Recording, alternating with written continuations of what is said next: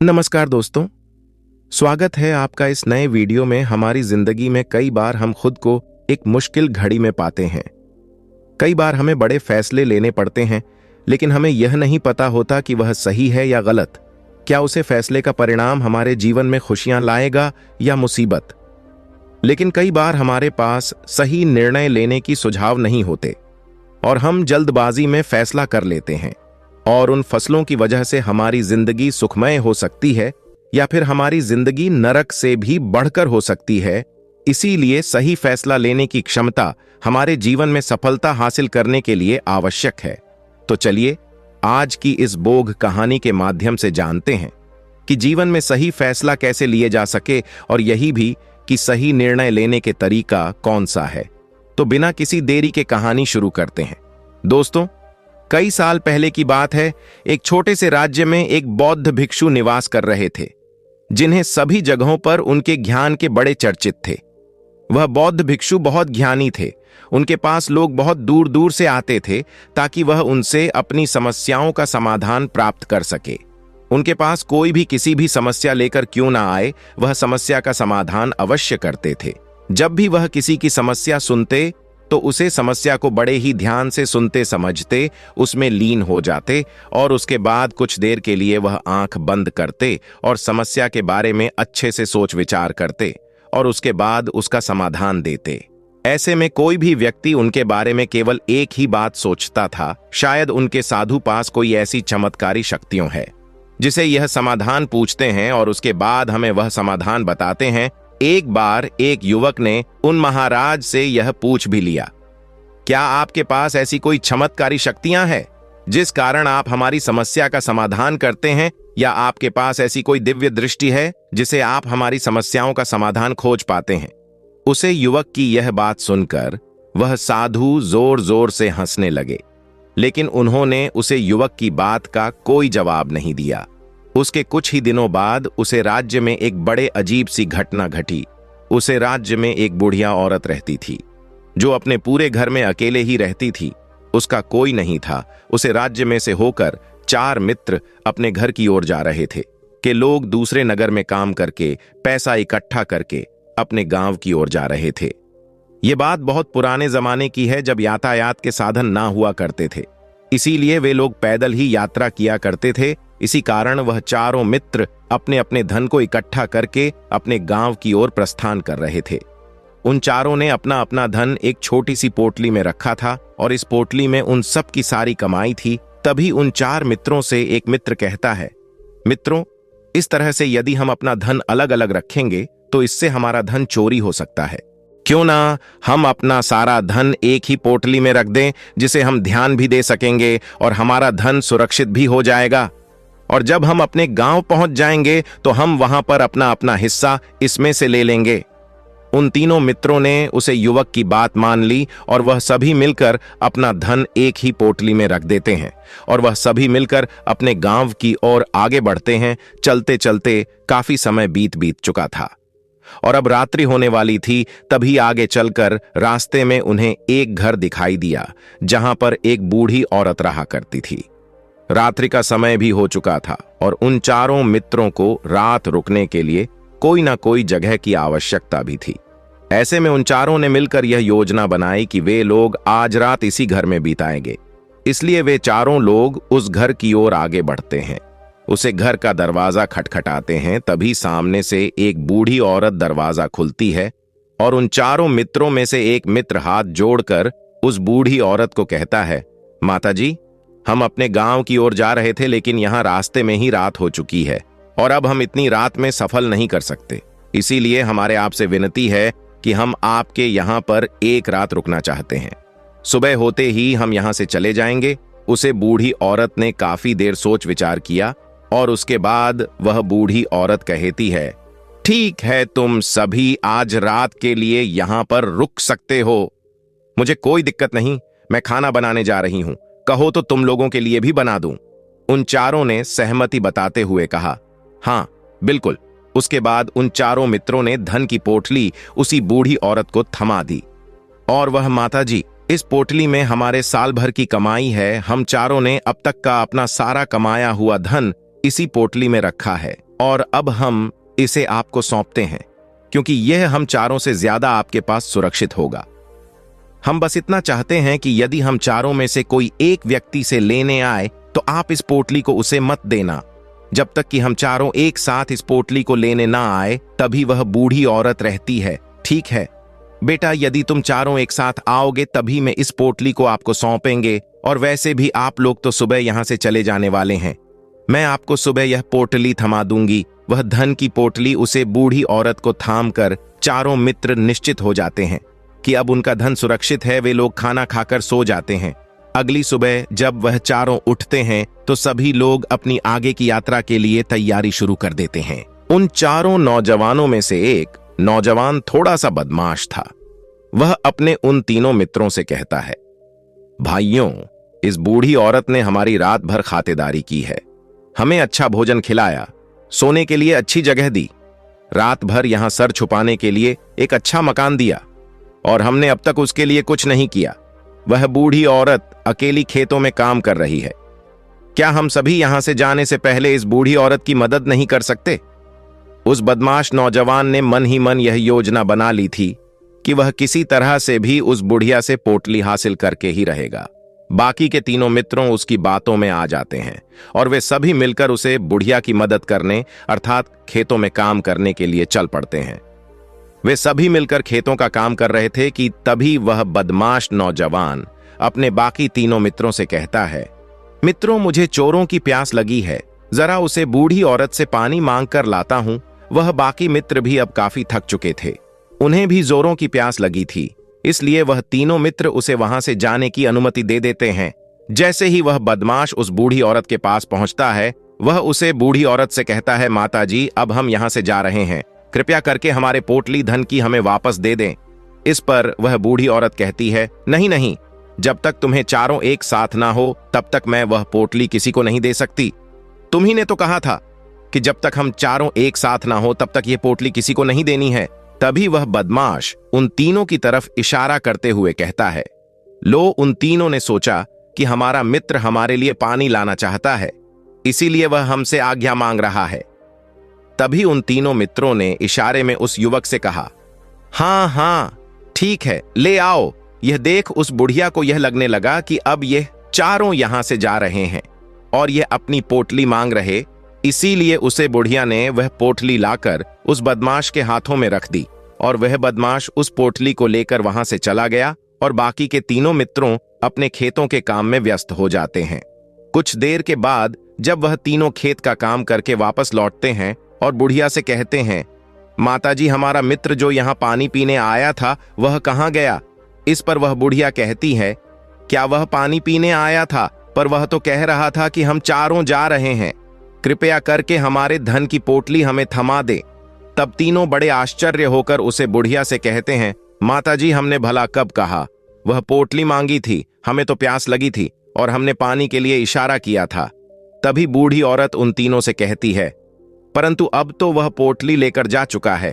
तभी वह तीनों मित्र सर पड़कर रोने लगते हैं और कहते हैं, माताजी, उसमें हमारा सारा कमाया हुआ धन था जो वह अकेले लेकर भाग चुका है। हमने तो आपको कहा था कि जब तक हम चारों एक साथ ना आए तब तक आपको वह पोटली किसी को नहीं देनी है। फिर आपने ऐसा क्यों किया? इसमें आप ही की गलती है।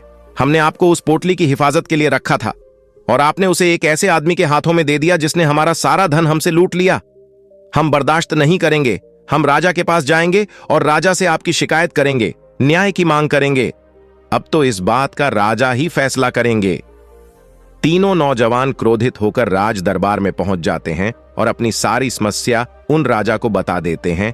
जब वह राजा उन तीनों नौजवानों की बात ध्यानपूर्वक सुनता है तो वह तुरंत ही उसे बुढ़िया को राज दरबार में पेश होने का आदेश देता है। राजा के आदेश पर राजा के सैनिक तुरंत ही उसे बुढ़िया औरत को राज दरबार में पेश करते हैं और राजा भरी दरबार उसे बूढ़ी औरत को दोषी करार कर देता है और कहता है, तुम्हें वह पोटली उस अकेले व्यक्ति को नहीं देनी चाहिए थी। जब उन्होंने तुमसे कहा था कि जब तक वह चारों एक साथ उसे पोटली को लेने न आए तब तक तुम्हें वह धन की किसी को नहीं देना चाहिए था।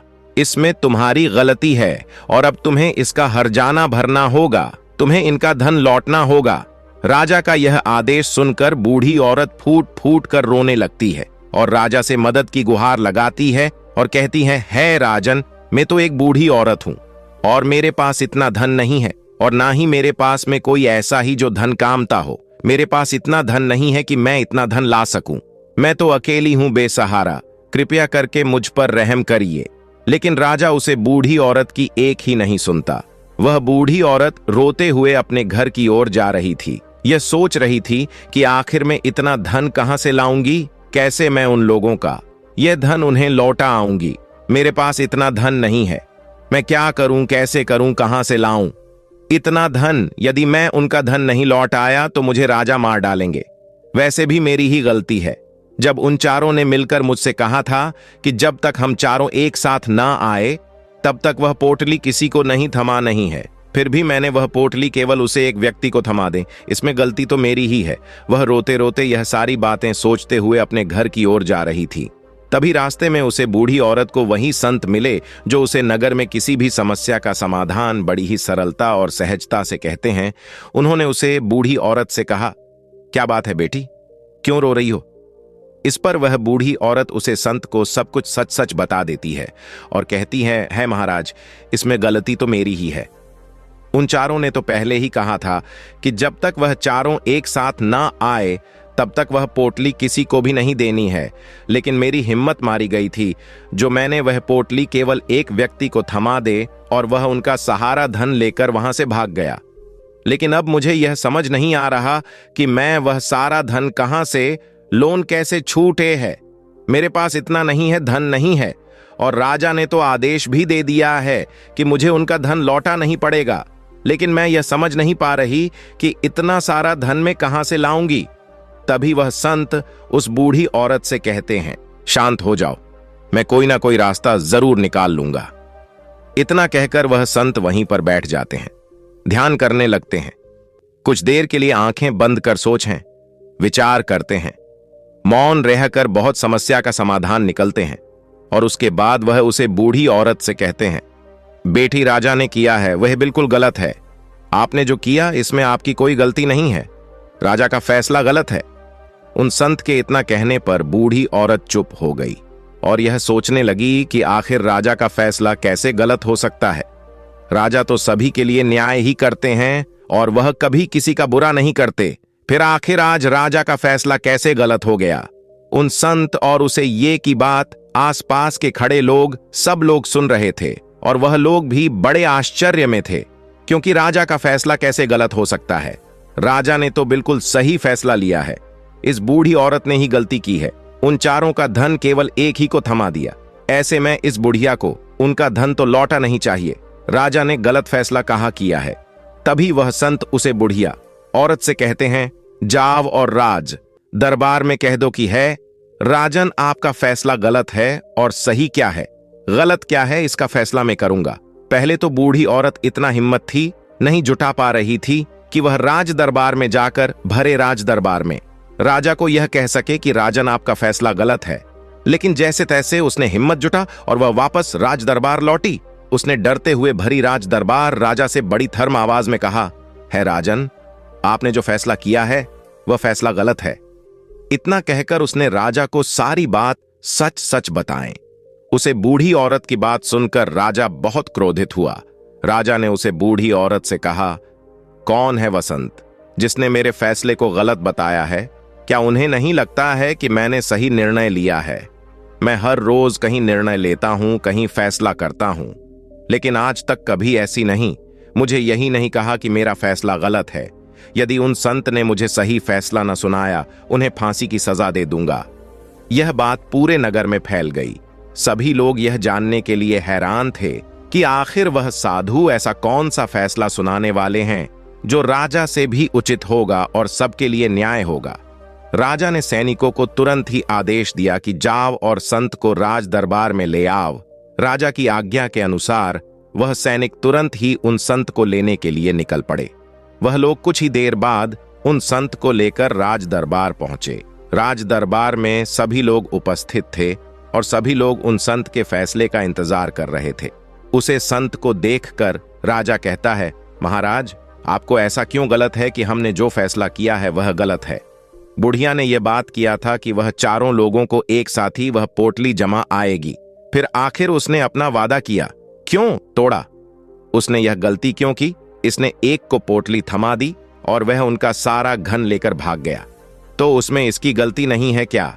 इससे इनका धन नहीं लुटाना चाहिए इस पर।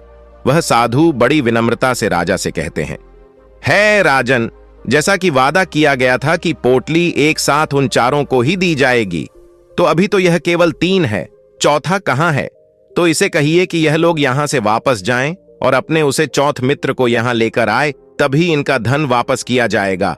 और वादा भी ऐसा ही किया गया था कि जब तक चारों लोग एक साथ ना हो तब तक उनका धन उन्हें नहीं लौट आया जाएगा। और यदि यह बुढ़िया औरत तीनों का धन लौटा देती है तो यह बूढ़ी औरत अपना वादा तोड़ देगी और यह सही नहीं है।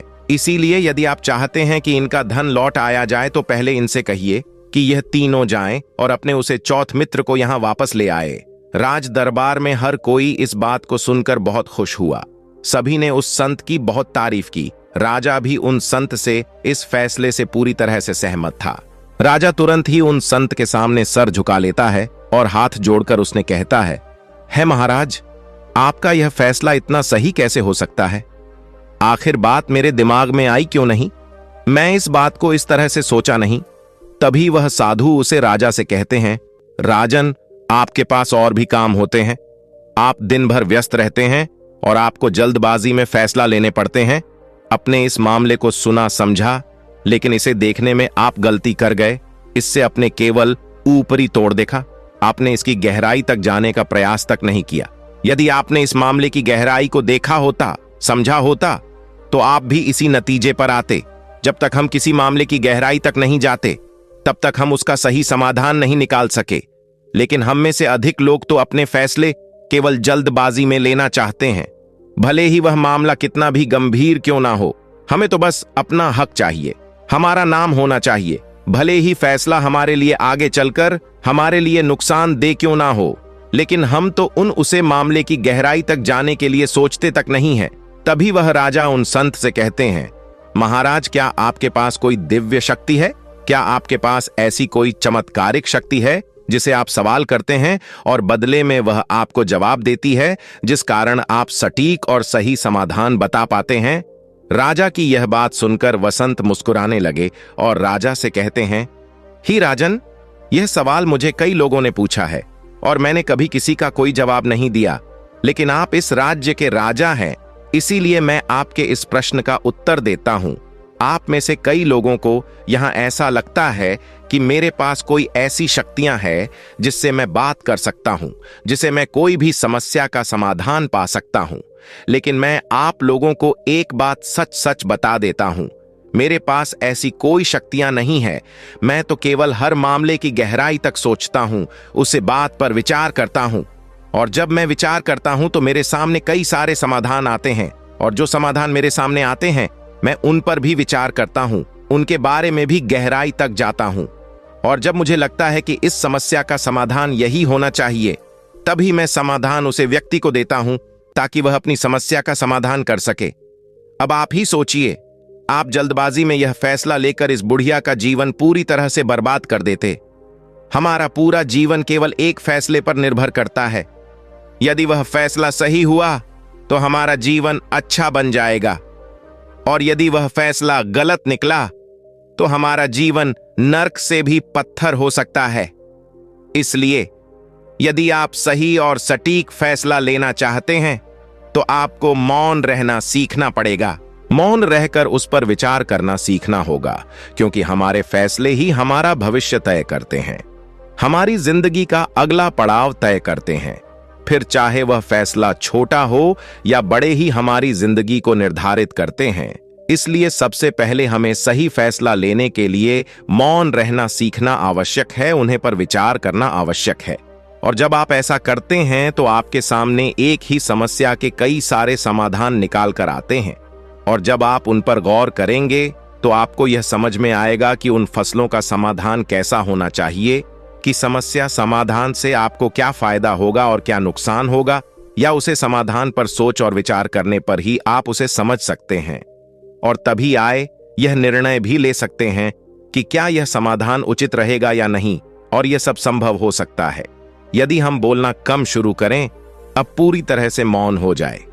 इसका अर्थ यह है कि आप भीतर से शांत हो जाइए, और जब आप भीतर से शांत होने लगते हैं तो आपका मन स्पष्ट होने लगता है, साफ होने लगता है, और आप किसी भी चीज पर सोच विचार कर सकते हैं। और जब आप भीतर से शांत होने लगते हैं तो आप ऊपर से भी कम बोलते हैं, और जब आप धीरे धीरे कम बोलने के आदी हो जाते हैं तो आप साफ और स्पष्ट तौर पर सोच और समझ पाते हैं। आपके विचारों में शुद्धता आ जाती है, जिससे आपको यह साफ और स्पष्ट देखने को मिल जाते हैं यह कौन सा फैसला सही होगा और कौन सा फैसला गलत होगा, आपको इस परिस्थिति में क्या करना चाहिए और क्या नहीं करना चाहिए। लेकिन हम में से अधिकांश लोग अपने आप को सही साबित करने के लिए, अपने आप को ऊंचा साबित करने के लिए अत्यधिक बोलते हैं, और इतना बोलते हैं कि हर कोई उनकी बातों की गंभीरता से नहीं लेता। उन्हें ऐसा लगता है कि मानो क्या बोलना ही हमारे लिए हमारा शस्त्र है, लेकिन वह यह भूल जाते हैं कि वह अत्यधिक बोलकर मूर्ख बना रहे हैं। लोग हमारा मजाक बनाते हैं, हमें मूर्ख समझते हैं, दूर रहने लगते हैं, क्योंकि उन्हें हमारी बकबक अच्छी नहीं लगती। लेकिन जब आप भीतर से शांत होने का प्रयास करते हैं और धीरे धीरे भीतर से शांत होने लगते हैं तो आप खुद ब खुद कम बोलने शुरू कर देते हैं।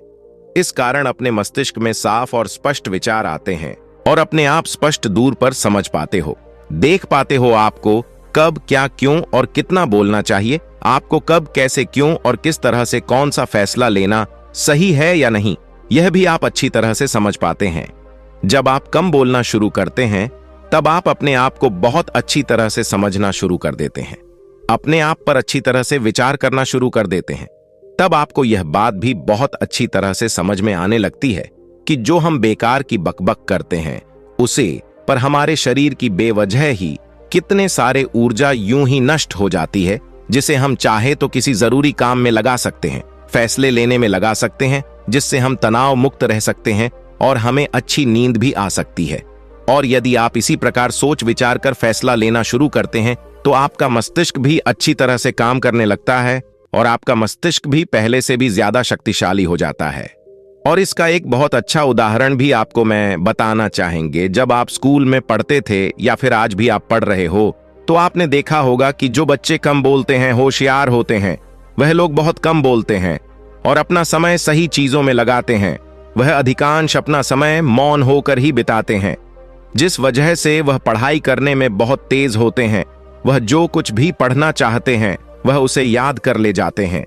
लेकिन वहीं पर दूसरी तरह जो लोग बहुत अधिक बोलते ही, यदि आप उन्हें पूरे 24 घंटे भी दे दें तो भी वह उसे तरह से उन चीजों को याद नहीं कर सकते जिस तरह से वह मौन रहने वाले बच्चे उन बातों को याद कर लेते हैं। और महान चाणक्य ने भी यही कहा है कि जो व्यक्ति यह समझ जाता है कि कब, कहां और कितना बोलना चाहिए, उसे व्यक्ति को सफल होने से कोई नहीं रोक सकते। और आप इतिहास उठाकर देख सकते हैं, आज तक जो भी लोग महान हैं, जो लोग भी सक्सेसफुल बने हैं, उन लोगों की आदत बहुत कम बोलने की है। उनका पूरा ध्यान केवल अपने लक्ष्य पर होता है और अपना पूरा समय वह अपने लक्ष्य को अपने ही पानी में ही लगा देता है। इसलिए आपको भी यह आदत अपने जीवन में उतरना चाहिए। और कम बोलने का अर्थ यह नहीं कि आप ऊपर से कम बोलते, बल्कि आप भीतर से कम बोलते हैं। भीतर से शांत रहिए।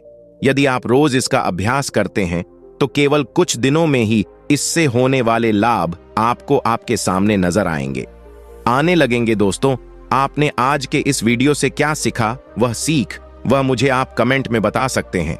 इसके साथ में उम्मीद है कि आपको आज की वीडियो पसंद आई होगी। इस वीडियो को उसे इंसान को शेयर करिए जिसे वह कहानी सुनाने की जरूरत है, और चैनल को सब्सक्राइब करें। तो चलिए फिर मिलते हैं ऐसी एक और नई वीडियो में। तब तक के लिए आप अपना ध्यान रखिए। धन्यवाद।